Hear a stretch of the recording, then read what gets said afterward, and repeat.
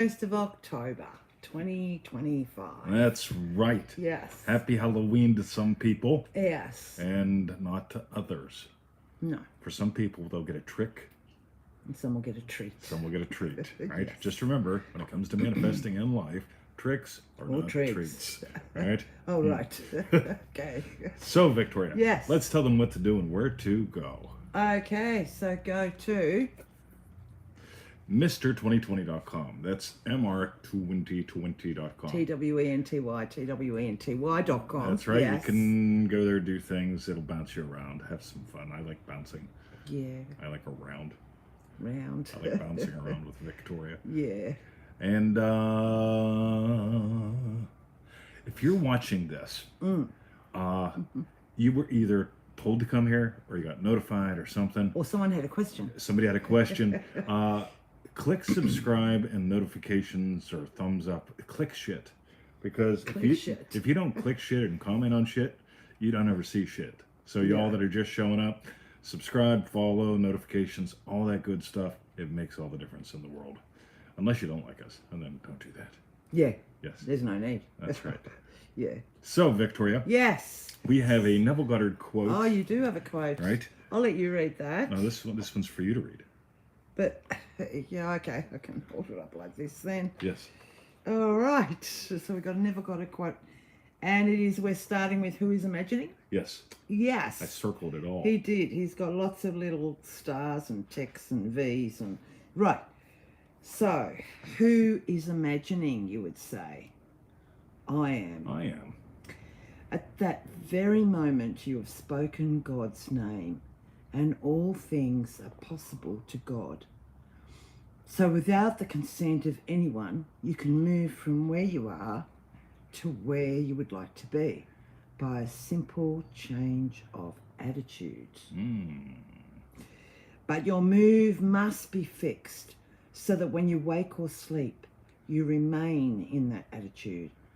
For the state to which your thoughts constantly return, your dwelling place, constitutes, so there you go, your dwelling place. And your world is forever externalizing your dwelling place. So that's our old copy of the Neville Goddard Prosperity Pack, right? This is the one we actually printed out and bound like a book, and I put tape on. And he put lots copy of things. right? Yes. Yeah, you can get it now at the bookstore, but that's another problem, right? But this is so cool because I'm half tempted to start cutting these things out. Oh, it's strips. Yeah, and then carrying it for a day, then leaving it someplace random, just for fun, right? Because if you feed yourself cool shit like this every day, your life will change. But if you watch a lot of cat videos, right? Did you know they trained AI on cat videos? Right? No. You know, when you do the research, it's utterly fascinating. But this is not about AI or cat videos. This is about your life. So that was good, Victoria. Thank you so much. Thank you for outlining it. Yes. That way, So I knew which bit to read. That's right. I imagined you nailing it. I did. You did. Yes. I imagine it. Okay. All right. So, Victoria. So we're going to move on to the first question. That's right. And it's from our remarkable Stevenson, Manifesting Money. That's right. And Stevenson asks, is money ultimately just a bridge of incident to wealth? I think this is really worth exploring because people tell me, well, I can't imagine wealth, so I'm imagining money. Well, how's it working for you? Right? Yeah. So here's what I noticed. We made that little $11 money pack or $17 money pack, whatever it is. And we talk about 4 core money imaginings.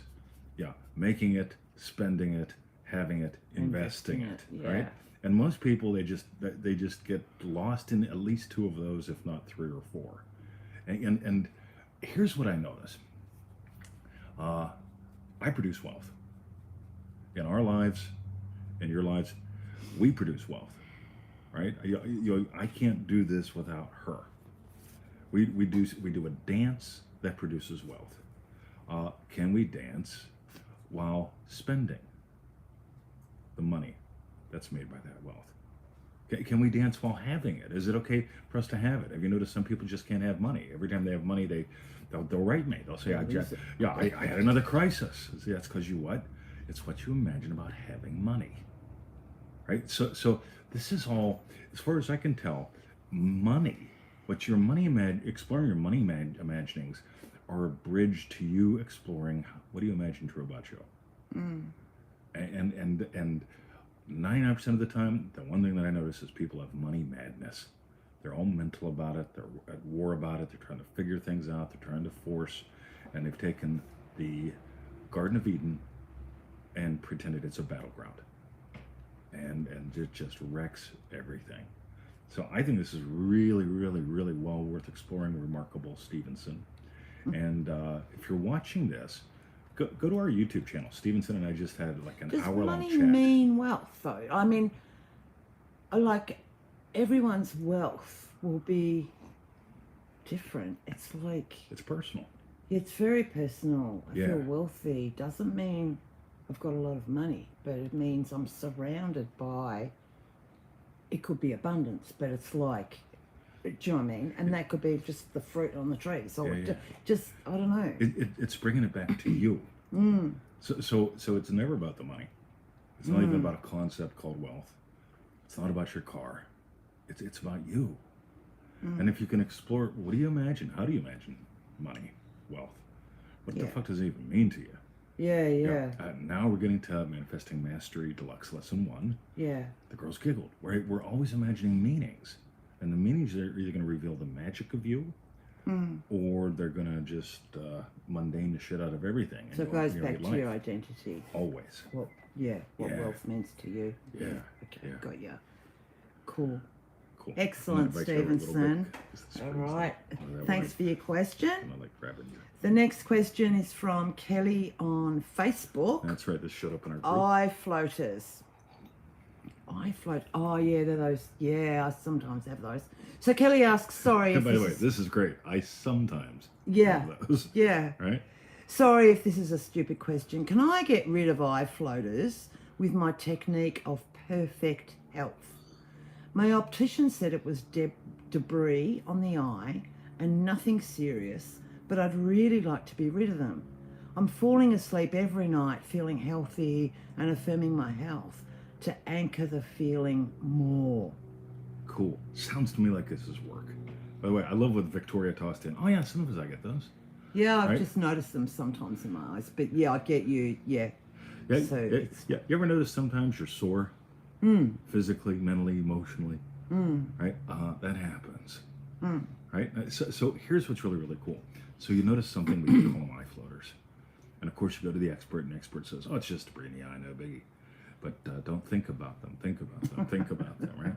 And of course, Yes. now there's a problem that you're stuck on the dot. Yes. In the Four Mighty Ones, we talk about Eagle Vision. My name on Facebook, my link on Facebook, if you go to facebook.com/Eagle Vision. It's not my name. It's what's behind my name. Now, this is really, really important because vision is never about problems. Vision is always about possibilities. What happens when you start, like I see, if I relax, I can actually see the blood vessel things in my eyes. Where are they? Oh, I can just, Joke. I can see with the heartbeat what's going on in there. Right. By the way, some people say, "Oh, that means you're gonna have a stroke." Yeah, I've been having a stroke for 40 fucking years, right? In that case, right? But I used to be a telemarketer, and I'd walk into the room, and all the screens were constantly flickering, and so I had to negate that. My uncle Mike, brilliant fella, dead now, he turned me on to a book because we talked about this, and it's Linda Kamal. Hello, Linda. Hello, Linda. You inspired something that I don't think I've shared. So just letting you know, sooner or later I'll share it. But stay tuned. So my Uncle Mike turned me onto a book because he was real big into weird shit too. And this book basically was a very out of print book that I don't have anymore. But it talked about when TV came out, people could still see the refresh rate. And it wasn't until you dumbed down your bits that you could just watch TV and experience it as a continuous. Well, I was walking into the telemarketer room and seeing all these flickers from the CRTs. Right? It drove me nuts. Because I spent a lot of time out in nature and learned how to actually see instead of negatively hallucinating 1,000 something. million Yeah, exactly. bits Yeah. per second or Yes. whatever it is. Yeah. And so Okay. this whole eye floater thing. Here's what's cool. Mm. You can get really fixated on fixing eye floaters, Mm. or yeah, you know what would happen if you just saw you could what would happen if you could easily see what you enjoy seeing. Mm. I never fixed my hip, right? This whole identity-based manifesting.com thing. I didn't fix my hip. I changed my identity. I became the Kung Fu King. And now I can do a lot of things that I couldn't do for years. Yeah. The pain is gone. The functionality's back. I changed who I am. And the treatment people think I got a hip replacement. They were telling me I need not one but two. Usually you get one, and within 5 years you get the other. And then you go back to the other one. And then there's an 80% chance over so many years that you're going to go back and get the first one redone. Yeah. Right? Because the second one gets things wonky, right? And it's like, I'm not doing that. That's not who I am. I'm the Kung Fu King. I'm fighting fit, and moving into those identities changed everything. But I never bothered changing the problem. If you get stuck on the dot, you're stuck on the dot, stuck on the dot, stuck on the dot. And if you reinforce that pathway in your life, you will always be finding stumbling blocks instead of building foundations. So let's start there. Kelly, stick around. And you have anything you want to toss in there, Vic, in the trick? Is this remarkable, Kelly? No. Oh, all right. I just wondered. Yes. This is Kelly on Facebook. Yeah, okay, got you. Yeah, cool, Kelly. Thank you very much for your question. All right. And I'm so familiar with that, knowing that every so often in my life, I mean, it was in and out, do you know what I mean? Like sometimes they'd be there for a few days and I'd notice them floating around. And But what if it was just what it is? Something happening, yeah, right? yeah, Yeah. So we got the RACV bill. That's like AAA in Victoria, right? So if the car stops, they'll come get you. Yeah. I sort of like that, right? Yeah. Because a year and a Olden half ago, days. Victoria's car stopped. Yeah. You know, it had At a market. it had a recall. She said, "Screw it, I'm taking it anyway." And along the way, the car stopped. Yeah. And the RACV came and they brought her home and all this stuff. So I'm a firm believer. I like having the RACV thing. But here's the thing, right? So they send us the bill, and they said, right. So yeah, they said you can add another person and another car. Mm. So it's like we got to do that because currently it's on her car and my name, so it covers both of us. Yes. But now they're not doing it anymore. So it's got to be her car, her name, me, and my car. Yeah. So I go on, right? But it's perfect for us. It's perfect for us, Yeah, right? yeah. Yeah. And Trick our family. and so I go on, Hmm. and the website's down. And I could take it as a sign. Maybe I should like cancel this. Maybe I should like, yeah. And it's like I just don't care. Maybe you should go and check wewillcomerescueyou.com. Yeah, something like or yeah, something. exactly. And it's like no. Yeah, what I'll do is go back on. Mm. I'm not fixated on fixing problems. If I was fixated on fixing a problem, I'd be worried about that. Mm. But it's like, all right, I can't get on there today. Maybe I'll get on tomorrow. Don't care. I got other shit. I got other possibilities to do. Mm. So my other question, real quick, Kelly, is what's your daily win practice like? That whole Joseph Goddard thing we do. Love to know. So, ready, Victoria? Yeah. Let us Cool. continue with Excellent. Wallace. So the next question is from Wallace on Facebook. Wallace. Conflicting visions, dueling desires. Yes.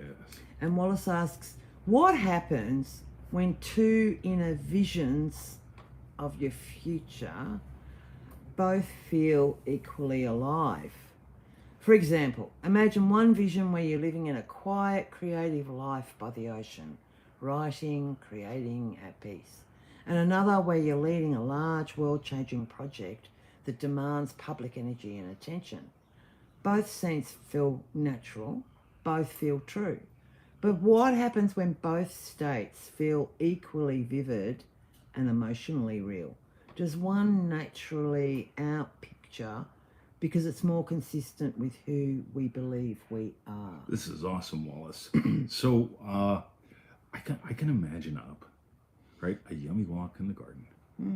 And I can imagine up winning at cards. Right? Yes.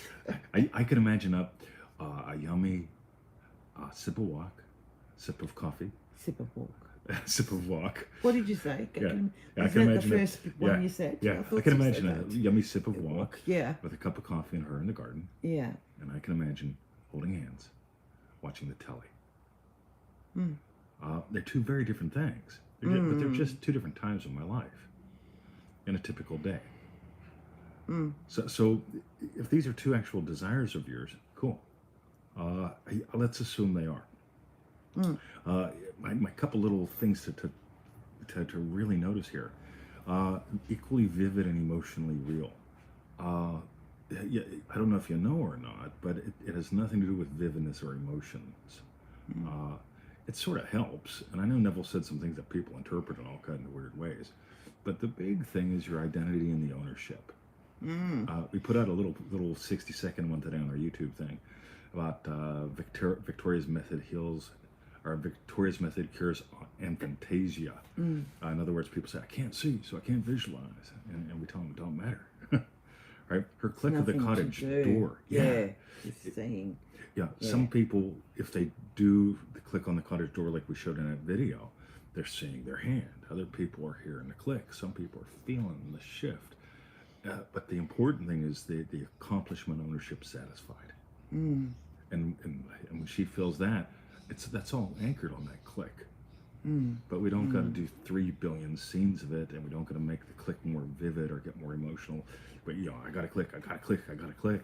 It's just like, all right, click.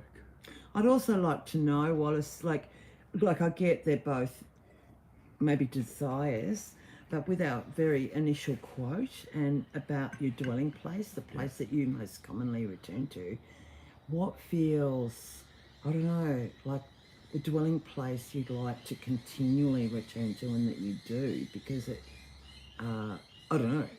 I know you said they could both be very real in the same identity, but yeah.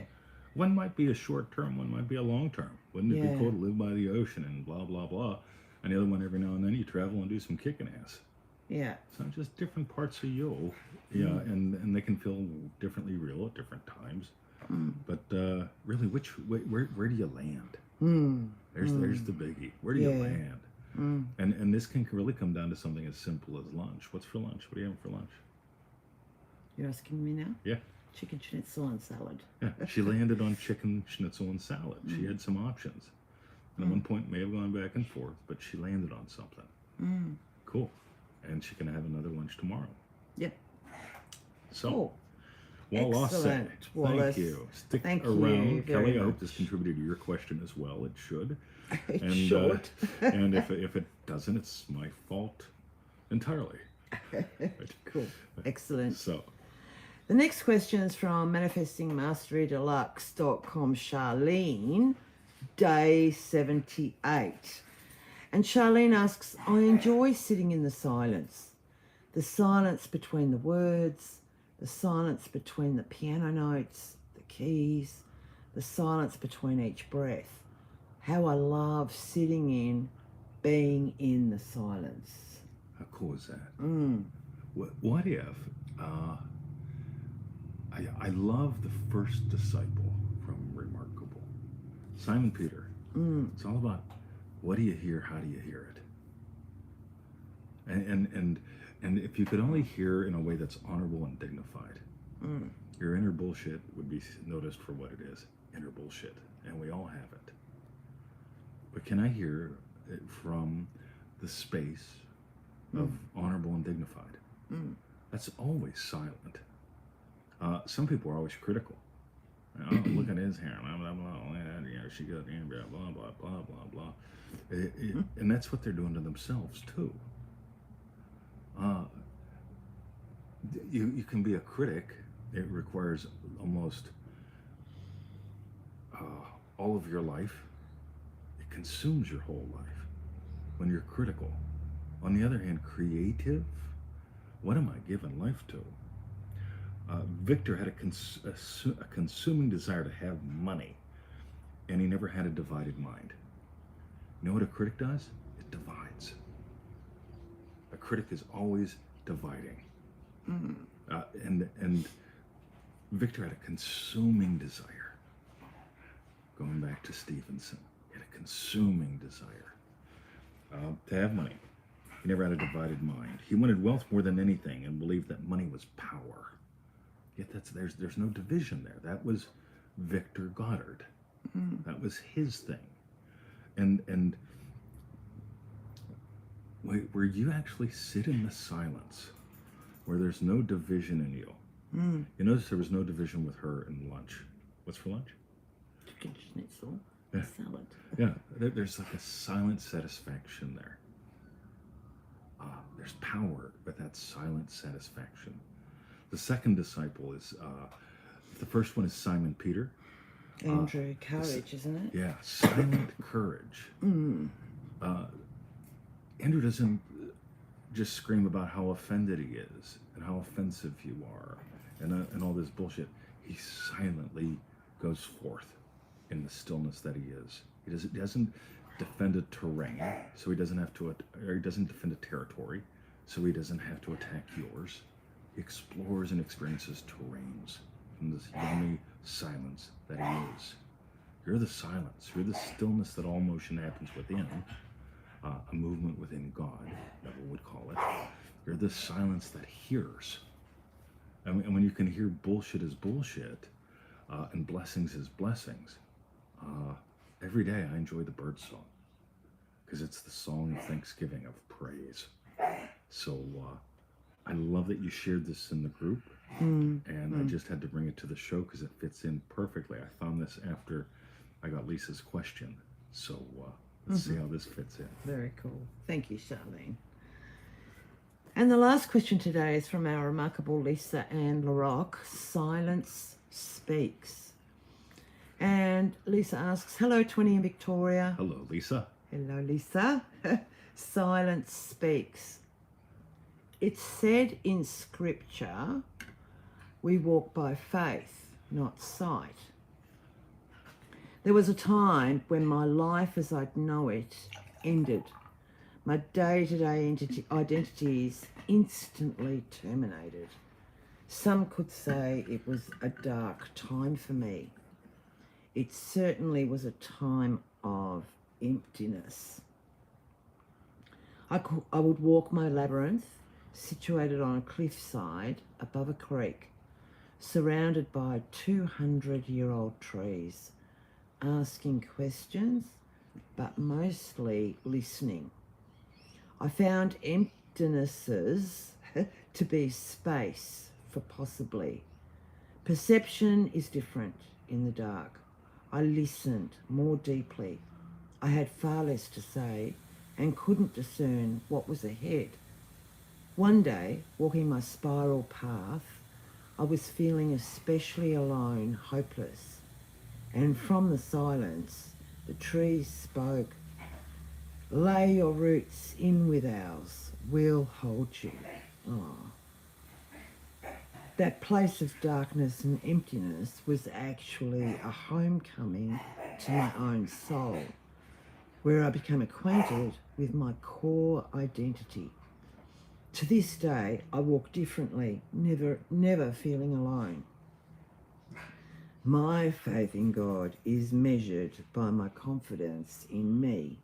Please share your thoughts. Thank you, Lisa. That is 20's very favourite quote. And that is actually the one that inspired Dream Driven Day. Yes. Well, we were talking about that quote, and then Dream Driven Day sort of started. But yes, So it's on 2 coffee cups. Here's one version. yeah, And the flip side of this one, the minute desire comes upon you, assumed is already a fact. Right? So that's the other side. Same coffee cup. So I love this. So we're heading into, we've got a little program going on right now about the 4 mighty ones, and we're rolling into the third mighty one, which is the director. And the director, the way we've mapped all these out, has to do with the The plant third. kingdom. mighty one. But Yes. yeah, Yeah, the third mighty one. Did I say something different? I thought you said fourth, but just Cool. in case Yep. I heard wrong. Thank you, Yeah. darling. So, innocence and trust. It's a very interesting portion of the teachings to me, because the Native American teachings and this cosmology both overlap each other tremendously in my world. I find truth is like that. It's true in nature, it's true in neurology, If this is an accurate model of imaginal, it's got to show up in the mental and in the physical and in the neurological. It's everywhere from what I can tell. And so, a little mouse hears a whisper. What's that? And he starts asking people, you hear that whisper? What is it? And the busy mice say, I don't hear nothing. Get busy. And he tries to ignore it as long as he can. And he figured, radio, I'm taking a walk. And as he gets closer to the whisper becomes a roar. And as he gets closer to the whisper, he gets further away from the safety of Mouse Village. And so the silence of him, it's got some options. It can listen to inner arguments. I should go back to safety. Safety is important. Yeah, safety is number one priority. And a lot of people forsake the sacred because they seek safety in the problems that they're very familiar with. Here's the problem. Here's the pattern that I deal with the problem. I'm safe. Any questions? That's a way to do things, right? On the other hand, this little fella, he travels. He meets a raccoon. The raccoon in the story, he shows what it's like to wash everything in the river. The river being, let's just say, spirit. He continues onward, and he meets a little fella that's a frog, right? And the frog talks to him, and of course he can't see the frog. The frog's on a lily pad, right? Frog's green, lily pad green. All he knows is he's just talking and he's hearing something, right? And the frog asks him, do you want some medicine? Now, medicine isn't a fix-it thing in the old culture. Medicine is something about you and your uniqueness. And the little fella says, yeah. Isn't it your gift? It's your to the gift. world? Yes. Yeah. And he says, crouch as low as you can and jump as high as you're able. And the little fella crouches as low as he can, and he jumps as high as he's able, and he sees the sacred mountains, and he splashes into the water. When he splashes into the water, that's scary. He's never been in the water before, right? And he looks down, and he sees his reflection. He's never seen his reflection before. Yeah. Mouse Village does not go near the river, right? They don't even know what the river is. So the little fella, he sees his reflection in the water. And it's like, he's like seeing a dirty rat, right? And he goes, you tricked me. And the frog says, hold on. Remember, what did you see? Oh, wow, I saw the sacred mountains. And the frog says, you have a new name. Your new name is Jumping Mouse.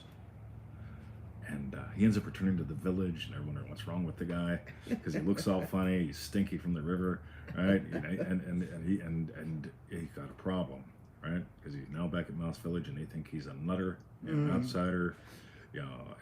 Maybe a wolf tried to eat him and spat him out, because he was that bad. And this is part of the path, from what I can tell.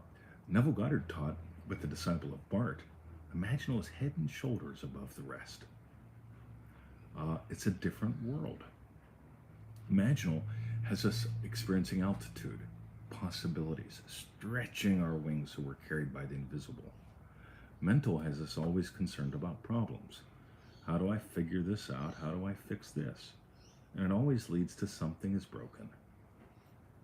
And if we go to something is broken, we ignore all the blessings that we have. Can't help it. And then we think, I'm broken. I need fixed. And life's no longer fun. And the Garden of Eden gets converted into a battle in the mind, a battleground. Battlegrounds have us always trying to think things through, figure things out, make a strategy, go through step by step. And I'm not saying mental is bad. Mental is what is giving you the show. We set it up, I typed some things, I pushed a button, here we are. Mental has its purpose. It follows imaginal. But if you think mental and imaginal are the same, you're going to be speaking instead of silencing. Silencing allows me to hear the puppies as my best friends, not as distractions. Silencing allows me to experience her as my partner, my pleasure, my possibility. I met her. People want to know, what's a desire? And are they right to me and say, look, I'm doing this, nothing's happening. I said, tell me about your desire. And What's that? They'll think they know usually. Right? No. Or some of them just, I don't know what my desire is. Right? Tell me more. And what they're doing is they're trying to work their way through a goal mentally. Okay? A goal mentally is very different than a gift imaginally. I met her. She caught my eye. We shared a spark of possibility. We do now. It touches the heart. It comes from the soul. It's silent there. Bum, bum, bum, bum, bum, bum, bum, bum, bum. The heart, if the heart gets all, that's not good. But there's a silence that we share. It's beautiful.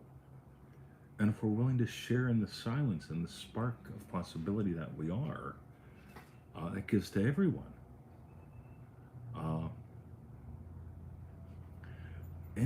So it always goes back to relationships. I often say it goes back to dating, but it's deeper than that. It always goes back to relationships. When she walks through that door, going in or out, she's going to see either a problem or a possibility. Her mind will define absolutely everything as a potential problem. Your mind does that, and that's fine. Your imaginal opens you to infinite possibility. You look out there. See, we got a plan out there. What's that thing called? We're going to cut down. We got two of them. Oh, the Levitera. Yep, Yes. cutting them down to the ground, right? So, Well, no. right, but we're cutting them down, right? Pruning them. So, is it a possibility or a problem? If we make it a problem, it's a chore. If it's a chore, it's a battle. On the other hand, if it's a possibility, we can go out there and trim it to where we need to trim it to, and we'll have a lovely time. But if it's a problem, it's going to be an internal war leading to an external war, and every pruning bit on that plant, it's going to feel that. And this is how you relate to everything. In your life, is money a problem or a possibility? There's so much possibility available. We talked about one this morning. I bought a domain name that I owned 20 years ago. I get it'll be good fun. Doing some things that I haven't done for people. Because I'm looking at people paying a lot of money for shit that's done piss poor. And it's like, you know what, I could help with this. Make a couple bucks. But also make sure they make some money. Because part of that has to do with web work. And I notice people will give me $350 for a one-on-one. Give a web guy $3,000, and the web guy makes something which is total shit. And it's like, well, they're a professional web designer. So ask them if they've ever sold anything online to this kind of community, to this kind of people. And the answer is always no. I know it works. They know it's fancy. And so this realization hits me. Here's a possibility for us to play and help people succeed more. And make a couple bucks. And help them make a couple bucks. And now we're playing with possibility. Versus here's the problem that I have. I give someone advice. They say, I'm doing your advice. And it turns out they ain't. Or they get someone that says, yeah, I'll build that for you. And they can't. They don't know how. And I go, wow, I do this all the time. Yeah, why not? So that's playing with a possibility versus trying to fix a problem. Playing with the possibility, that whole idea, that acceptance came from the silence. In other words, I saw her, she saw me, we shared a spark, we fanned that spark into a flame, and here we are. Stephanie, shout out for our Four Mighty Ones course. We're doing some cool shit there. Anybody that still wants to join that, go to Mr2020.com, click on the thing that talks about it, and you'll see you've already missed 2 calls. But it's still an offer that you can't refuse. And you can if you want to, because you're refusing offers all day. Because your desires are divine in origin, and they always come from the silence. They do. They always do. So, what do you reckon, Victoria? Ace, babe. I reckon that's ace. Anything you want to Good on toss you. in? Oh, I love that bit about lay your roots in with ours, will hold you, but it's like that Yes. groundedness of that. It's like, Nice. I don't know. I just, yeah. I'm going to Love run it. with this Yeah. because the director in the Four Mighty Ones is associated with plants. Plants have roots. The associated qualities there are curiosity, innocence, and trust. Jumping Mouse, or Little Mouse, is curious. He's Yeah. also innocent and trusting. When we go out there and prune those plants, they're trusting us because they can't stop us. Right? We're pruning. The director, by the way, has a lot to do with pruning. Now think about this. How many people teach grounding in a way that's warlike? Almost everyone. Versus, versus what is grounding? Be like us. Our roots are in the soil. You know what we do? We stand here. We're still. We get blown by the breeze. And we trust you're going to take care of us. That whole thing of innocence and trust from the direction of the director.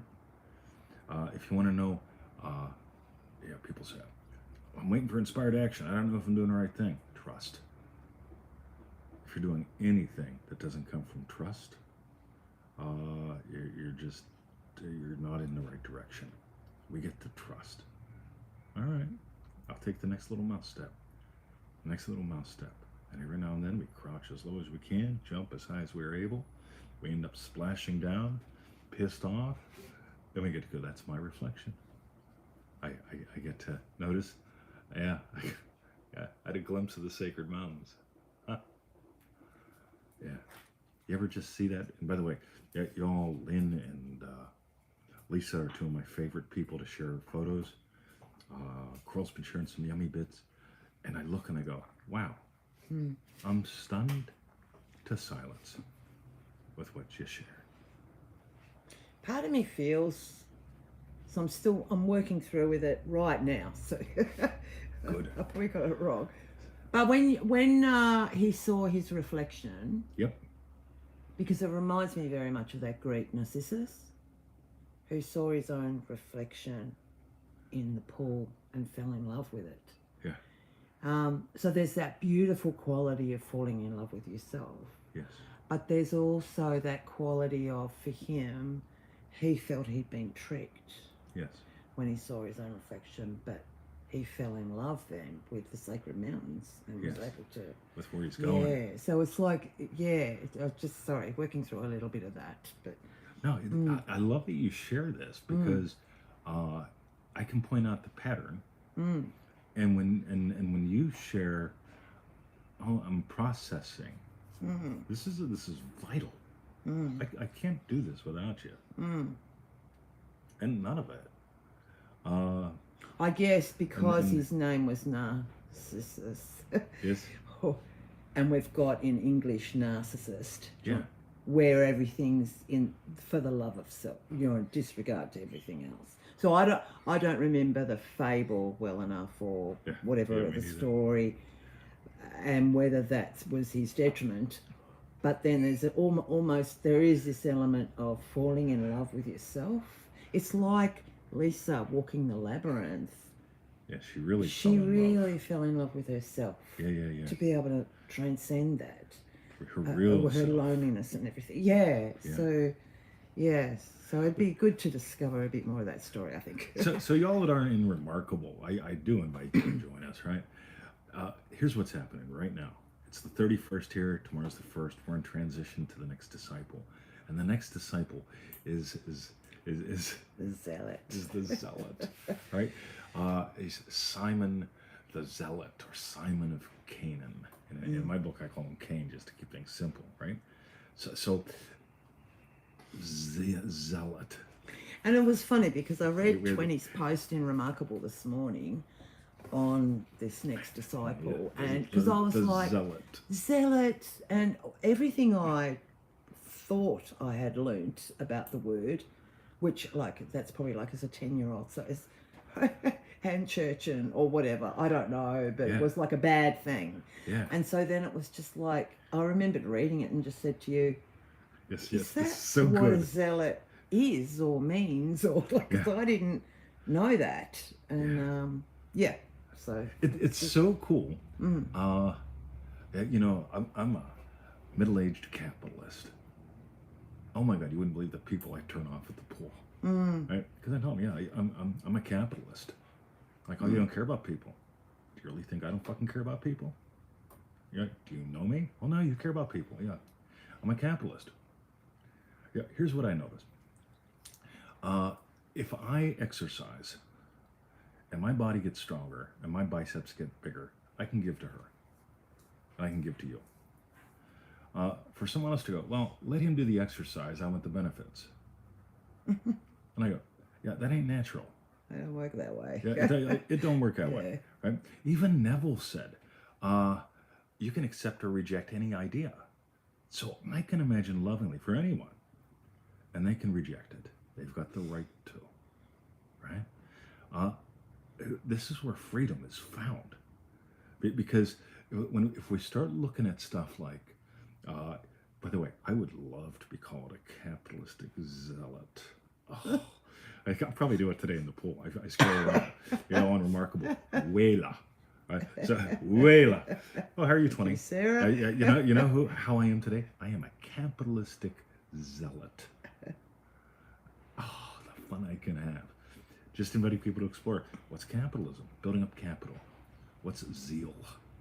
Zeal, I get. Zeal is a really good thing. And then I start thinking, well, is it a bit of the tall poppy syndrome in Australia as well? That's like a good to one. have Yeah, it's true. zeal is fabulous. It's like this zest, this, desires and everything.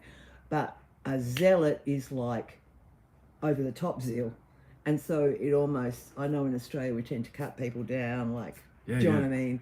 Nah, that's too much. Like, that's a bad thing, though. My buddy Jason does these wide grip pull-ups in the place with the machines in the pull-up bar.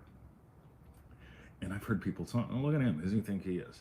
He's some fucking guy that does exercise. Yeah. Right? He's managing to take care of his body. Right? Yeah. They don't say that about the fat guy that wears 400 pounds and is doing the reps all wrong.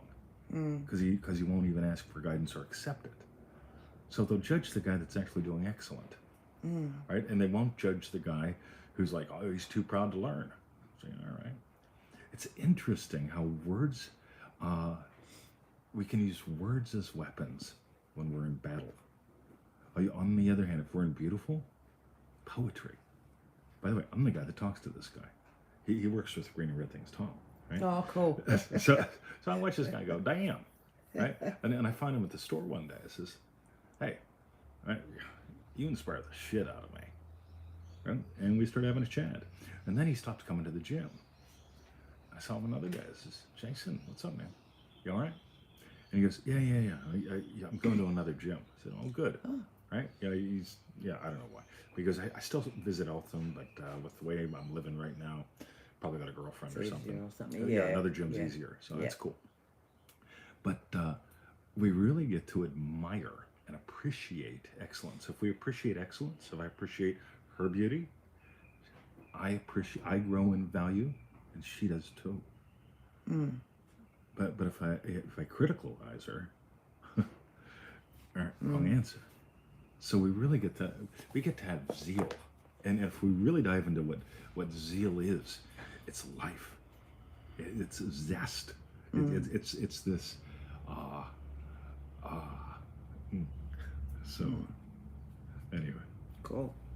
Excellent. thanks for sharing that, darling. Yeah. So, thank you, Lisa, for your fabulous question. Oh, it's gonna What be a we want to duel. know It's is, gonna be a we've got more duel. than one. It's going to be a duel. I've got a lot. Hopefully, Fran's still here. Yeah, what we want to know is, tell us, what was your hashtag? Oh, Strawberry no. bits. Oh no, a new strawberry card. Oh, we got lots New of strawberry, cards. lots and lots of strawberries. I'll have to staple it to this one now. Look at all that. Yeah. Wow. And mine was the whole show. What was your strawberry bit, babe? I like that you rebrought the part about the grounding with the roots. Oh, I loved that. Yeah. That's grounding. Yeah. But I am ungrounded. I need to ground. No. What's the tree do? It's like every tree.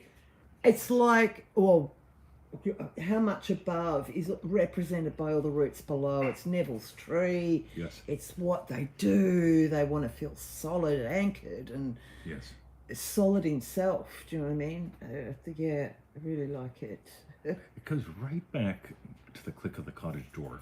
If you're all on YouTube now, if I find a little one I just put up, a little 60-second. The click of the cottage door was you finding a solid single sip moment. This was look at her. Yeah, Right. because I remember it. Open, Yeah. down, Yeah. right? And when you see that video, you'll get it. The only thing I could have done better with that video was to have you speak it. Well, I was thinking how fabulous it would have been to have an old photo of the Of the old door. Yes. with the shoelace through the hole to I- pull it shut. I put a bolo on for It that. would have been ace, wouldn't it? Yes. Because if we had that, and then this is what it became, and it was like through that, Yeah. just through that click of the cottage door, it all came to be. It was, It's beautiful. yeah. Okay, you guys, hope Have you a- loved our show. We did. We did. Thank you, Have a lovely day. and we'll see you next week. That's right. Subscribe, share, all that good stuff. And see ya. Love ya. What do we do? Oh, there it Up is. there, yeah. Never remember.